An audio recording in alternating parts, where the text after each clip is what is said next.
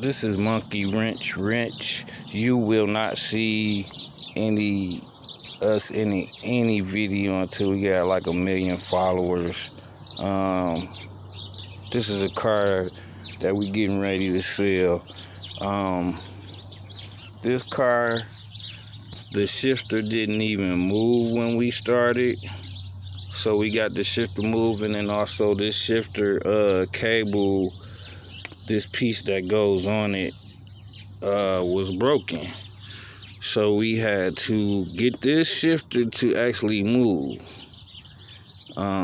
Luckily I'm strong, and then what I did is I put WD-40 and PB blaster on it to get it to move regularly the way it needs to. Then I went to the yard and I got this piece here and put that on. Usually it's a bushing that goes in here. On mine, the whole thing was broke out. Right now we're doing the oil change. You can see the old filter down there. We've already took this wheel off and greased these calipers, but we got to do the rest. Tune-up has already been done. As you can see, I did a little detailing of the engine already. Car's pretty clean. I'm gonna detail the inside today. That's basically it for this one. I will let you see the finished product